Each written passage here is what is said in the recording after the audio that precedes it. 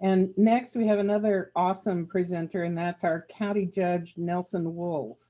We are very privileged at this World Heritage Site to have had the personal involvement of our leading elected official through the nomination process and the presentation in Bonn, Germany, when UNESCO approved this site as a World Heritage Site.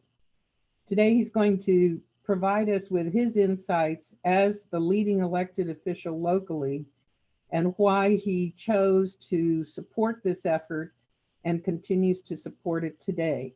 Thank you, Judge Nelson Wolff.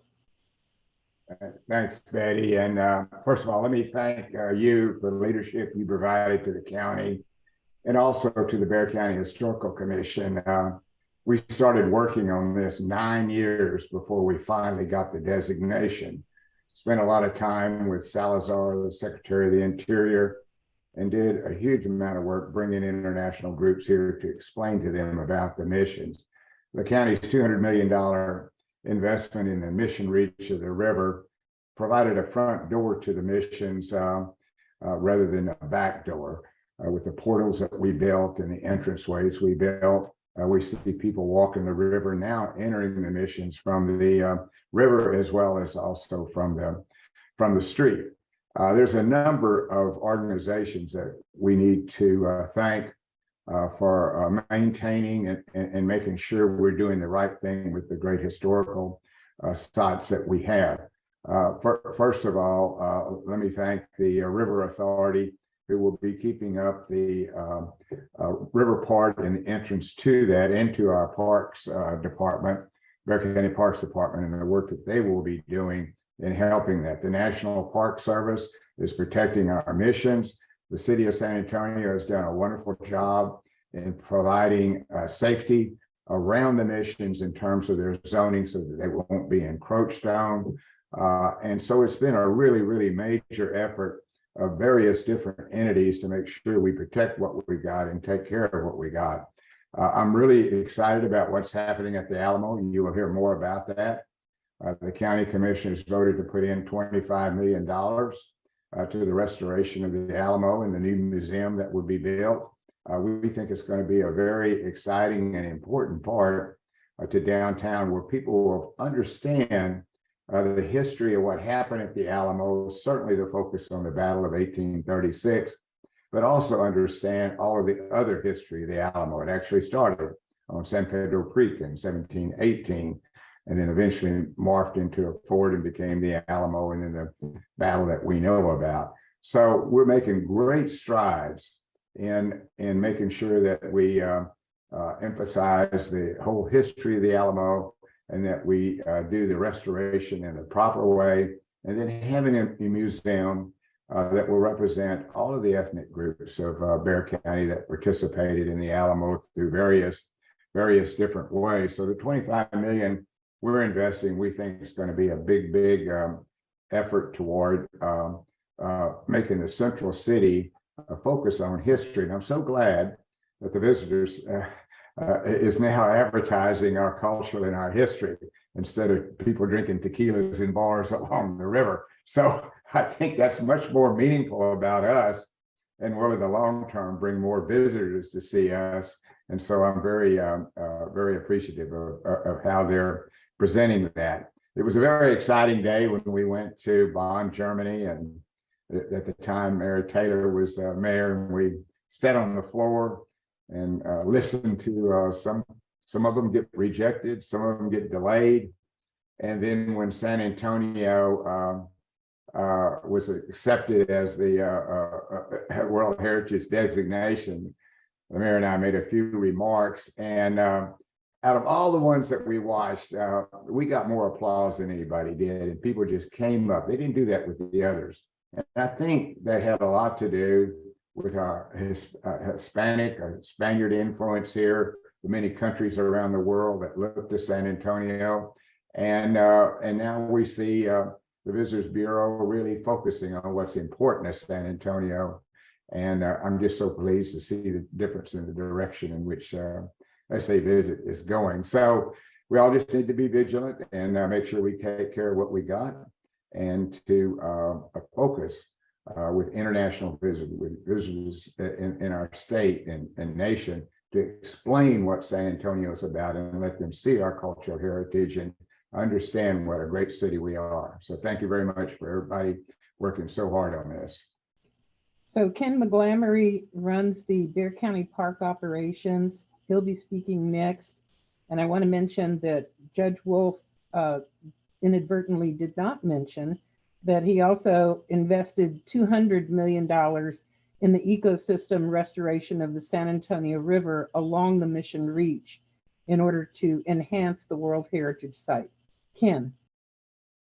Morning, everyone. The support partnerships that help the missions keep going is, as other people have said, especially Judge Wolff, there's a lot of agencies that go along getting this. And long before that picture was taken, there was a lot of effort behind the scenes that that took place.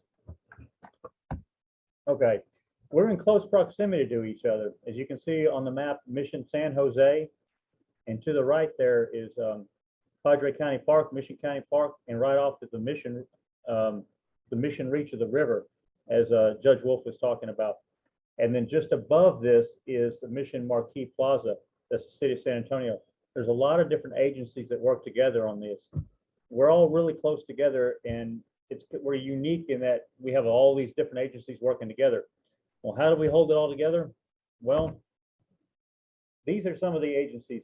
It's us, the Parks and Recreation, City of San Antonio, the World Heritage Office, the River Authority, the National Park Service, the Archdiocese, and local groups.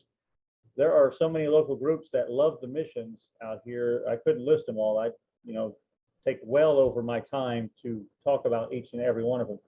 But the fact is that there are a lot of people out here that really like what we have and that they care deeply about it. And I think what really holds it all together is the parallel paths and the mutual respect. We all know that we're a support function in our own individual way.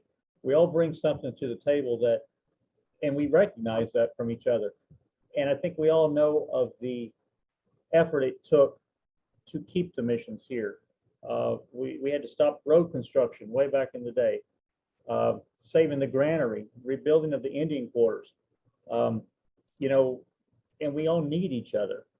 The city of San Antonio, they have a buffer zone. The county can't do that. The buffer zone is a city thing. They're a municipality and they can do that. That helps protect the missions.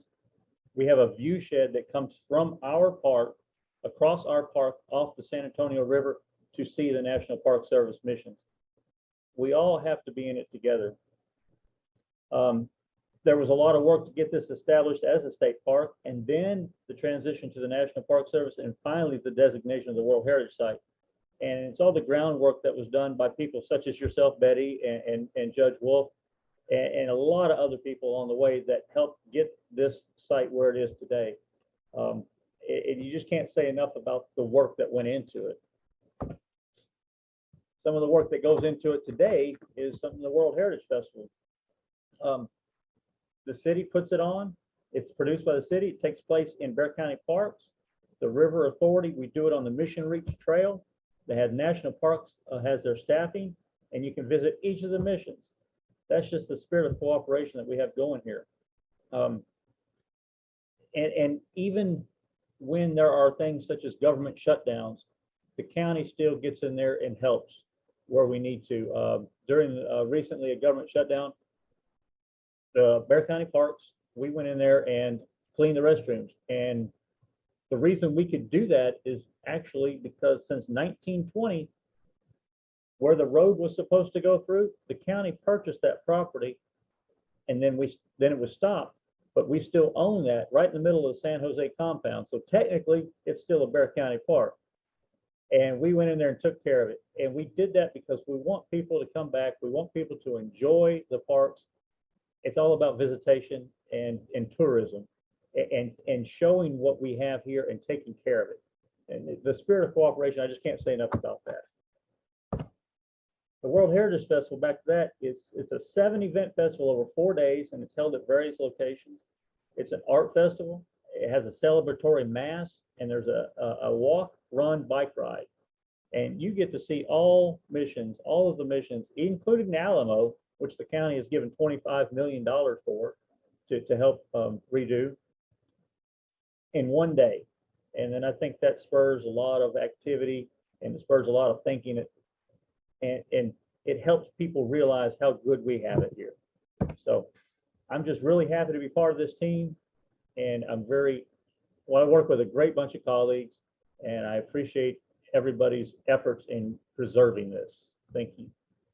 Rebecca Simmons formerly served as an elected official on the Fourth Court of Appeals. She was a justice. She is now the director of Old Spanish Missions for the Catholic Archdiocese of San Antonio.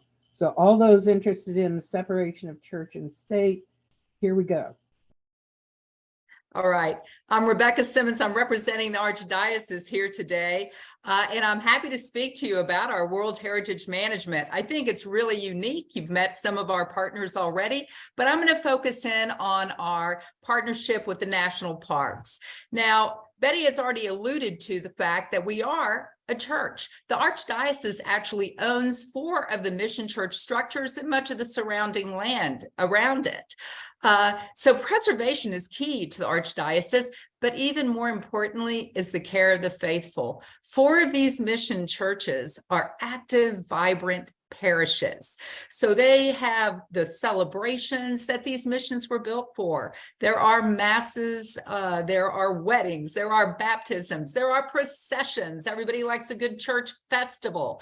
So there is a living, breathing group, which is to me what makes this site so very, very special. So I want to talk a minute about separation of church and state. We don't get one dime from the federal government directly, no city funding, no county funding directly. They're very helpful though as partners. Our national parks partnership is fabulous because under our agreements, of course, the church is responsible for caring for these parishes. But thankfully, with the national parks, they manage the surrounding land, the ruins, the other buildings that are on the site, and they are fantastic interpreters. But of course, you know, no relationship is without tension. And so there is a little bit of tension, and I want to speak briefly about how we resolve that. As I mentioned, every church likes a good old festival. And when they want a festival, they want to use their church property. So that may mean trying to put the beer booth over by the entrance to the visitor center. It means bringing out the gorditas and the great Spanish food that they have to sell to whoever's around. It means bringing in the Tejano music that's going to blast into the night. And contrast that with the national parks, who's trying to present and preserve and conserve these wonderful lands surrounding the missions. And you can understand kind of the tension that might occur. So I am going to give you some tips now on how to resolve that. And the first one is, it's kind of like a marriage. Don't go to bed mad. Don't let things simmer. If in fact the parishioners have kind of set up a little booth out front and are selling some rosaries and other religious items, and that booth is interfering with visitors, then let's talk about it. And we do, and we talk about it closely. When the parishes want to have their events out front, we do walkthroughs to make sure both sides are communicating about what their needs are. So we communicate often and directly. And oftentimes the relationship is actually fostered by the communication at top levels. And so I have Christine Jacobs on my speed dial. She has me on hers.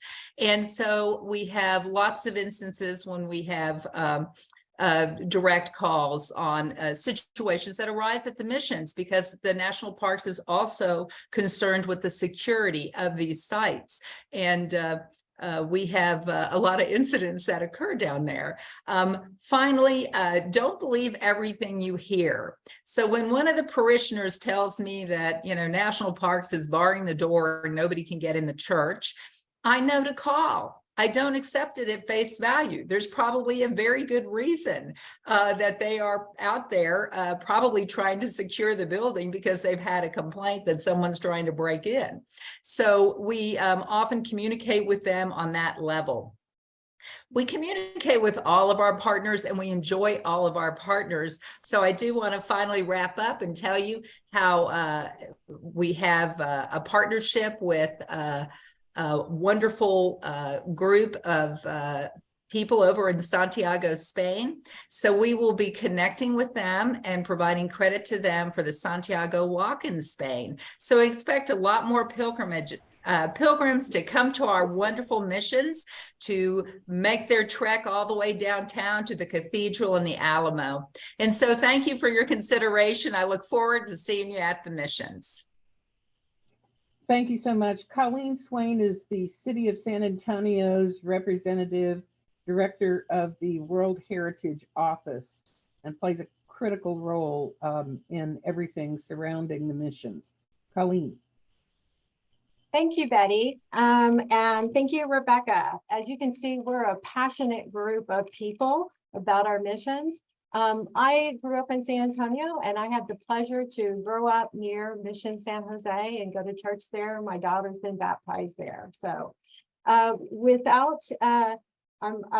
been asked to talk about land use, so I'll get directly to that. So all of you know that when you submit for World Heritage, you must provide information on the various protections you have in place to protect the site and its resources. So this is San Antonio's buffer zone. As you can see, it's quite large. And we were fortunate in that San Antonio values its history, its culture, its architecture, and of course, our river. And we had several of these overlays in place. And the city, through its Planning, Development, and Historic Preservation Office, manages this land use and zoning. And it includes several historic districts. I'm going to show you the map where you can see in yellow, those are the many historic districts that we have. The Mission Historic District is probably the largest one, and then we have the Alamo one. The blue is what we call our River Improvement Overlay District, and that controls development around the river. We did have to add a protection, and I think Susan Snow's on this call as well. And I know that she worked with our Office of Historic Preservation to develop what we call the Mission Protection Overlay District. And those are each around the 4 southern missions to protect the development height within a 1,500-foot area. And then you can see at this triangle, this is where, this is the Alamo View Shed. They were the only mission at that time that had view shed protection. This next map shows you where all of the missions are located. It's a 12-mile stretch from the first mission to the last mission. And 4 of the 5 missions are within, are on the south side of San Antonio, which is an area that historically has not seen the investment of other areas of town. There is another site, Rancho de las Cabras, that's not within the city limits of San Antonio. And so, as I mentioned, the south side had not seen the investment of other parts of San Antonio. And so the county in 2013 did an economic impact report. And it basically told us that we have the opportunity to really leverage World Heritage as a catalyst for social economic change, and that the level of economic impact depends upon how the site is promoted and leveraged, and that the economic benefits will grow with collaboration, promotion, and use of the World Heritage Site. And so, as I mentioned, 4 of the 5 missions are on the south side of San Antonio. They are located within our Council District 3. And at the time we received designation, Councilwoman Rebecca Villagran was in office, and there was a lot of misunderstanding about World Heritage, confusion, and people were scared of what was going to happen. And so she hosted a series of symposia that included all of these partners that are on this panel today. And we have developed a work plan that I'll talk about quickly after this. But we continuously report to the public. We do a World Heritage open house where we involve our partners. Every time we do an infrastructure project, we have community input. And we also continue, which is really important, we continue that living legacy through cultural programming. Just this week, we have an event called Dia de los Muertos in San Antonio. And so at Mission San Jose, they had the descendants do altars at the granary. And then on Dia de los Muertos, the descendants will process from Mission San Jose to Mission Marquis, where we'll host a wonderful celebration of our living heritage of our mission descendants. And so this is the work plan that was developed with community input. And you can see that the city has really invested in infrastructure. We invested about 37 million through the 2017 bond and about 21 million through the 2022 bond. And these are all the categories that we cover, and we work closely with Visit San Antonio on promoting. I'm going to wrap up with land use. Land use is something that we are continuously working on. It was one of our key priorities after designation because there was a piece of property next to Mission San Jose that a developer wanted to develop multifamily there. And so the community, that was one of their concerns, was regarding development. So my office worked very quickly to update our plan amendments and to align that zoning with those plan amendments. Again, with our Office of Historic Preservation, we updated the Mission Historic District Design Manual. And then we're currently going through what we call our Unified Development Code process. And the community this time submitted an amendment where they wanted to expand the Mission Protection Overlay District from 1,500 feet to 2,500 feet. So they are well informed and they are very engaged in the process, and they are very protective of their missions and their neighborhood. We're also working on the South Community Area Plan, and we knew that when we did the zoning that we would come back in and we'd be able to catch any of maybe the areas that we missed. And so with that, I think I'm going to pass it off to a rock star, Vincent Michael. I know that the Conservation Society, they worked with Susan Snow and Paul Riggenbach to write the document that helped get us the World Heritage nomination. So thank you. Vincent? I'm Vince Michael. I'm Executive Director of the Conservation Society of San Antonio. We are a private membership organization, and so we don't have an official role. The question you might be asking as a World Heritage Site manager is, how do all these 7 organizations get along? It's the same question you'd ask of a concert pianist, and the answer is practice. And that practice is something the Conservation Society has been involved with since it was founded in 1924. The Conservation Society first got involved in the missions in 1926, purchasing the door of the granary at San Jose Mission.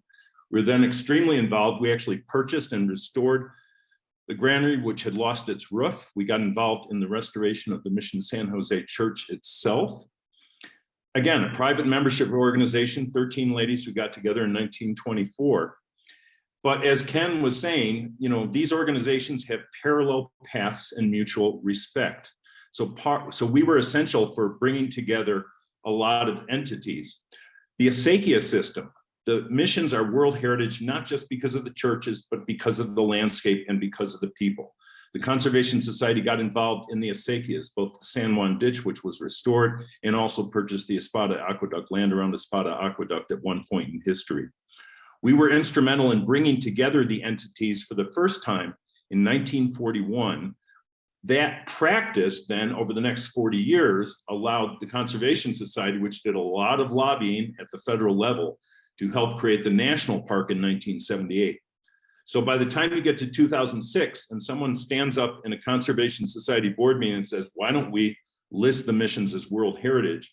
And the society then hired Dr. Paul Ringenbach to write the nomination that eventually allowed it to be inscribed in 2015 with the support of the county and so many of the other partners you see here. You had all these entities that had half a century of experience working together and managing a single site. So I will jump off at this point. Thank you very much. So Rick Trefzer represents the San Antonio River Authority. The San Antonio River is an essential part of everything that you see here. Rick, please.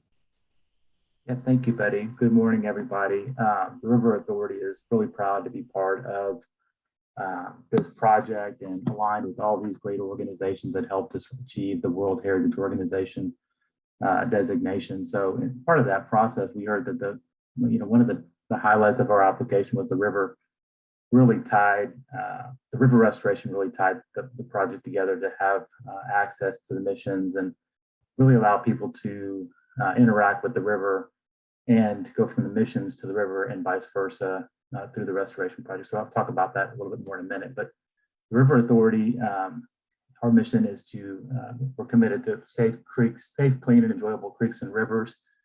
We like to characterize our core competencies as engineering, environmental management, which includes the aquatic and the professional landscapers that we have on our team. Additionally, we have a lot of experience in working with others as kind of the liaison that kind of brings the project delivery to light.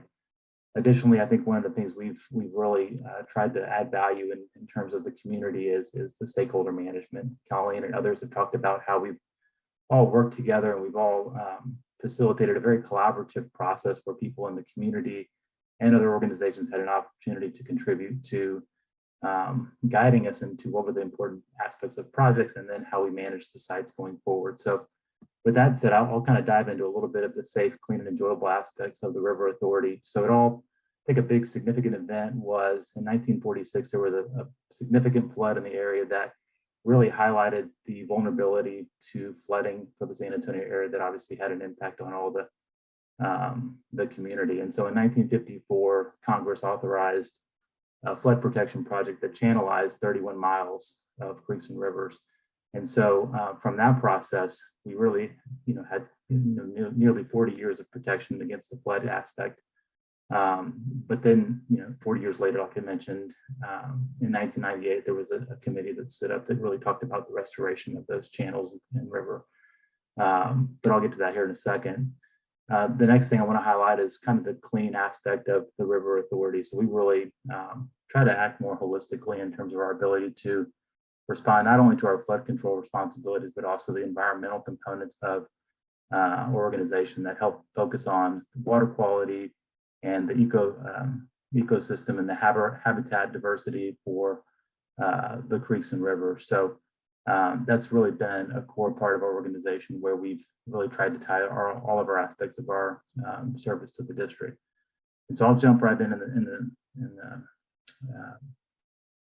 spirit of time management, just kind of jumping into the restoration project. So the San Antonio River Improvement Project was pretty significant. That led to over 15 miles of trails, as you kind of heard a little bit how you can see the connections to the missions.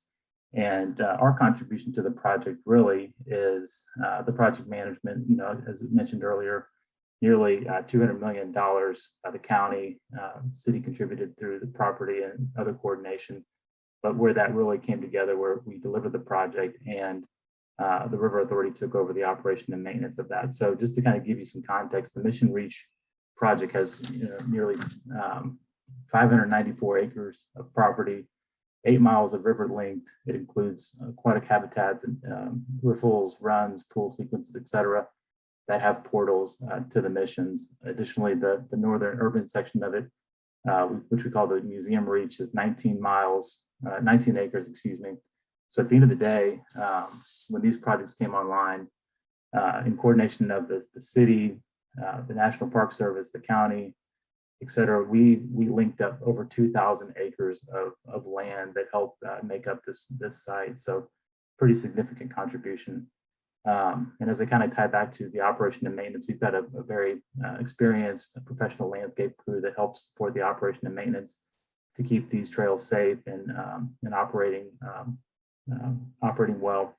We've got about 50 folks that we dedicate annually to making sure that the ecosystem and the riparian areas are maintained and people can really enjoy the World Heritage Site. So with that, I'll wrap up and thank you for your time. And now we'll hear from our park superintendent. We're really pleased that she's here. She's made a lot of difference and helps very much with coordinating all of these cast of characters you've been hearing from. Thanks a bunch, Betty. And thanks to Ariana for running my slideshow to ensure I stick with my time. For folks who are participating remotely, we're definitely cutting into our break, but next slide, please. So the focus of this session is really about World Heritage Site Management Plan implementation and San Antonio as a case study. So as I think you can see, some of the key aspects are that we have all these individual organizations, and for the Park Service, the NPS mission is really our guiding light. I'm not going to read it, but it's really our focus. We're part of the system of the National Park Service. Next slide, please. San Antonio Mission's legal framework. We have 3 different public laws that are responsible for providing kind of the sidebars with which we manage this National Park Service unit. Next slide, please. This slide highlights not only the map of the National Park Service unit on the left, but the 5 discontiguous sites that the National Park Service is responsible for managing from top to bottom. Mission Concepcion, Mission San Jose, Mission San Juan, Mission Espada, and then we have a site in Floresville, Rancho de los Cabras, which is the ranching site associated with Mission Espada. Next slide, please. It's important to note that San Antonio Mission's World Heritage Site specifically includes not only the 4 missions I just mentioned, but also the Alamo. Next slide, please. When you look at it geographically, San Antonio Mission's World Heritage Site goes from downtown San Antonio, the Alamo, as John and Pam mentioned, all the way south to a very rural area at Rancho de los Cabras. So although we are predominantly in the 7th largest city of the United States, the expanse is incredible in terms of operational challenges related to management. Next slide, please. I'm not going to read the next slide. It's the outstanding universal value for this site. It is collectively for all of us operating under the World Heritage Site Management Plan. It is what we focus on, what we come back to as we work together to protect and promote this very special place. Next slide, please. We are partners in an urban immersed environment. This photo on the left is Mission San Jose, and you can see we are right in the city. The photo on the right is this cast of characters, as Betty said, that's overseeing the management of this internationally significant place. Next slide, please. When we talk about the management plan and the framework, it's really important to know that only since 2005, a management plan has been required. I think San Antonio Mission's World Heritage Site is a really great example of a streamlined management plan. Next slide, please. And one of the ways that we've been communicating in recent years our successes and accomplishments together are through an annual report for public transparency and really a demonstration of collaboration. It's not by entity, it's not the Archdiocese and the Park Service and the River Authority, it's more thematic. Next slide, please.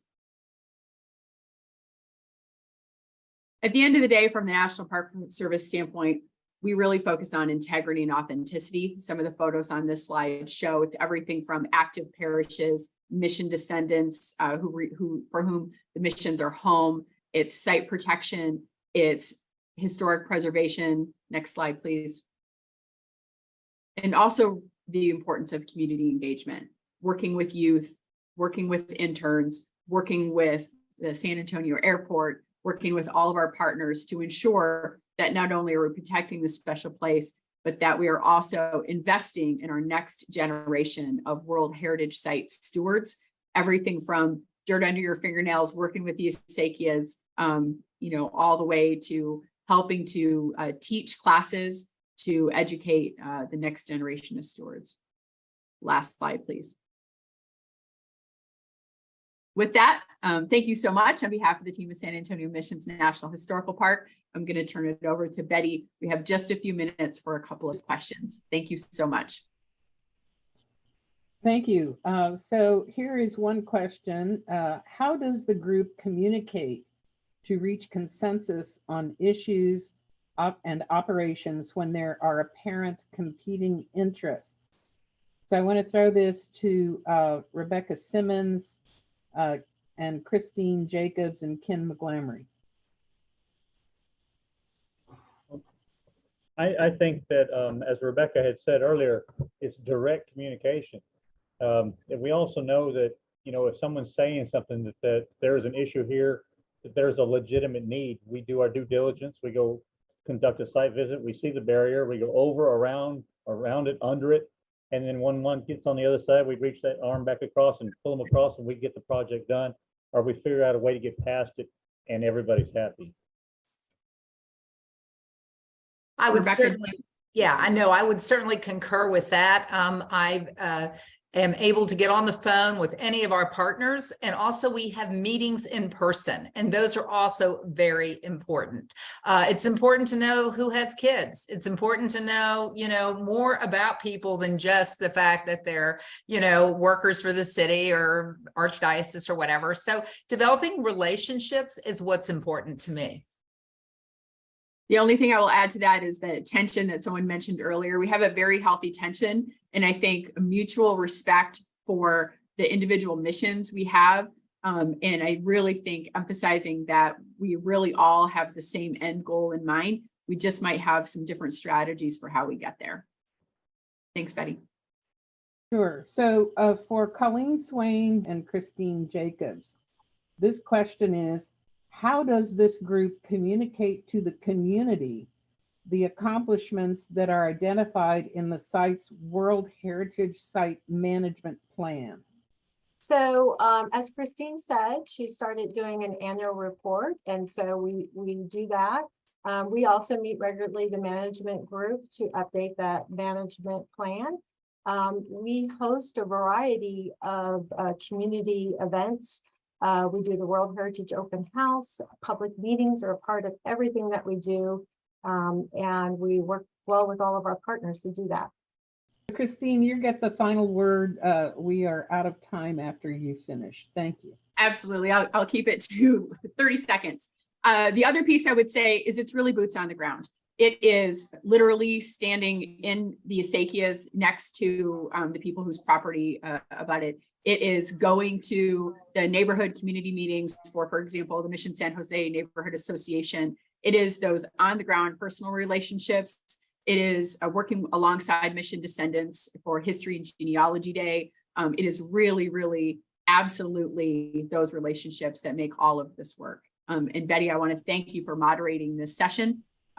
We have exactly a 2-minute break for those of you participating as remotely. We're going to take a 2-minute break, and then we are going to kick off the next session, which I'm really excited about. And I know there's a lot of interest focused on philanthropy and U.S. World Heritage. Thanks so much.